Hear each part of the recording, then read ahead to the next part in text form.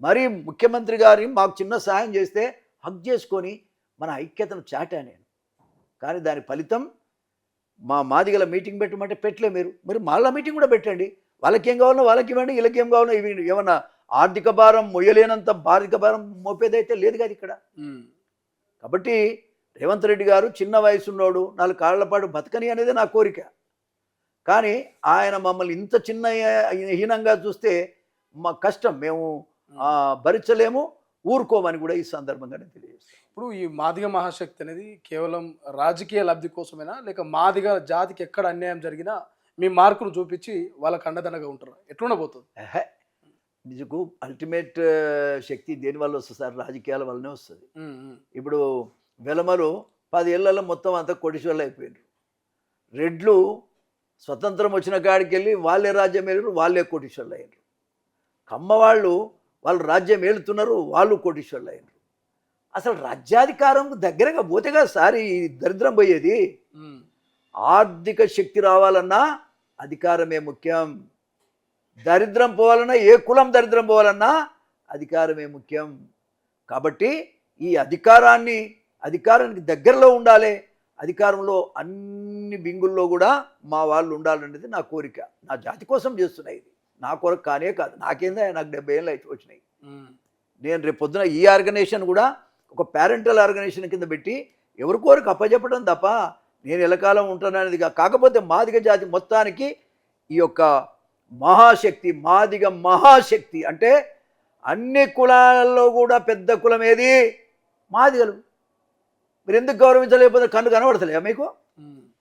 ఏలే వాళ్ళకి కళ్ళు కనబడతలేవా, చెవులు కనబడతలేవా అని అడుగుతున్నా నేను. కాబట్టి ఏలే వాళ్లకు కళ్ళు కనబడేటట్టు, చెవులు వినబడేటట్టు చేస్తా. మోత్కుపల్లి నరసింహుల శక్తి ఏందో అందరికెరికే. నేనేం ఉట్టగా ఇంట్లో పడినటువంటి కాదు, అందరిలాగా మంది కొంపలు ఆరిసేటువంటి కూడా కాదు. కాబట్టి వాళ్ళకి కావాల్సింది ఏంటంటే మీరు కళ్ళు తెరవాలే, చెవులతో వినాలే, న్యాయం కోసం పాటుపడేటువంటి పద్ధతిలో గవర్నమెంట్ ఉండాలి. ఏ గవర్నమెంట్ అయినా సరే, ఒక గవర్నమెంట్ అని కాదు.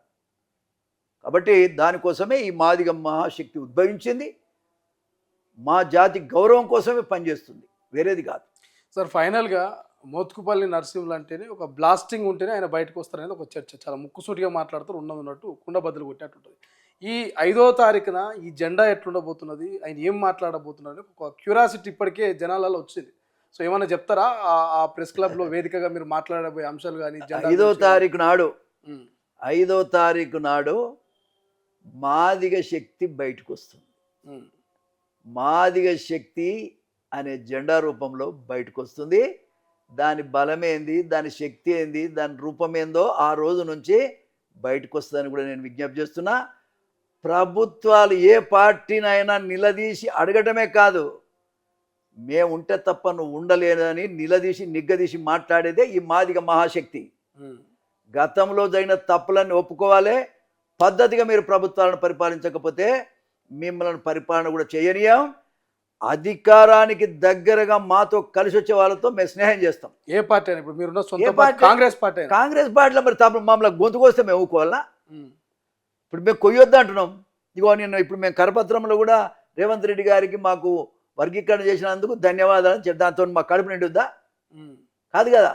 మాకు కడుపు నిండేటి అని పక్కన పెట్టి ఒక్క వర్గీకరణ చేస్తే మాకేం కడుపు నిండదు కదా. కానీ అంత మాత్రం చేసినందుకు మేము కృతజ్ఞులం. మా జాతి ఎప్పుడు కూడా నియతిని మర్చిపోయే జాతి కాదు. అందుకని కరపత్రంలో కూడా రేవంత్ రెడ్డి గారికి ధన్యవాదాలని మొదటి పదం పెట్టిన. వినవా, మేమేమి ఆయనకు వ్యతిరేకం కాదు, కానీ మా కులానికి వ్యతిరేకం చేస్తున్నారు మీరు. ఒక నరసింహులకు చేస్తే కూడా పర్వాలేదేమో, కానీ మా కులానికి చేస్తున్నారు మీరు. నాకు ఎందుకో కసి పెంచు. ఎన్నిసార్లు ఫోన్ చేసిన ఏ ముఖ్యమంత్రి నాతో మాట్లాడకుండా లేడండి ఈ భూమి మీద?